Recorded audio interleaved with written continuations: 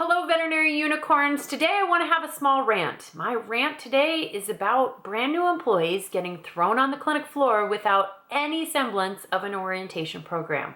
Yeah, it happens all the time. And if you feel like you're alone because you work in a veterinary hospital that does that, well, welcome to the club. Every single veterinary hospital that I've ever worked for since the dawn of time takes a brand new employee, puts them on scrubs on the first day, or if they're a client service representative, they're in their uniform, and they go up front and start answering telephones without any training, or they're veterinary technicians and assistants who are just immediately thrust into monitoring anesthesia or blood draws. Or if you're a veterinarian, you're doing surgery on your first day, because why not? You have no idea where any of the equipment is. You have no idea where anything is, but Godspeed. Hope that it works out for you. It's not appropriate. We've got to stop doing that. There's a high turnover rate that happens when we don't actually have orientation programs. And it's one of those strange industries that we just assume, well, you did this job in another hospital, so just do the same job here. Every single hospital is completely different.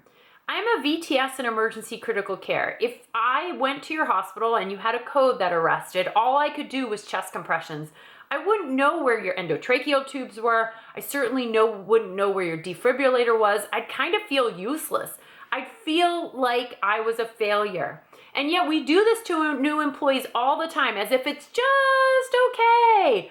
There should not be a sink or swim mentality. We are already short-staffed.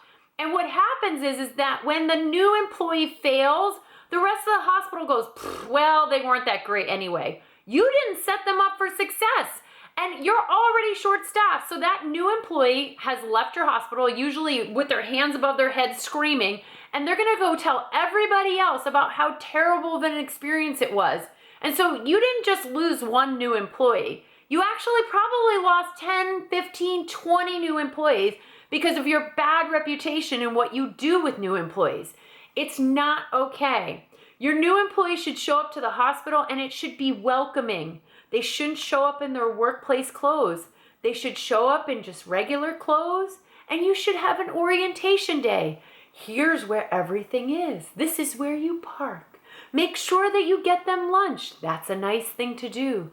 Maybe they should get to know a few people before they, start doing anesthesia or surgery or blood draws or any of those things, or start talking to clients. Maybe they should get to know the people they're working with. And then maybe after 1 or 2 or even 3 days of an orientation where they've learned the ropes, then they get put into their scrubs or whatever they're going to be wearing for the front office.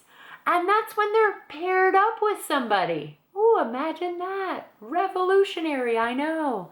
And this whole process is usually broken down into 30, 60, or 90 days. I'm not going to go into great detail about it. I'm just going to say, do it. Stop throwing your new employees on the floor and going, oh, I wonder why they're not doing well. I know why. Because it's almost impossible if you don't set them up for success.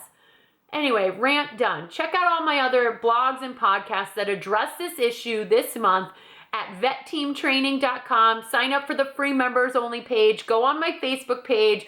I'll give you some other ideas, but really it's up to you to initiate it in your hospital.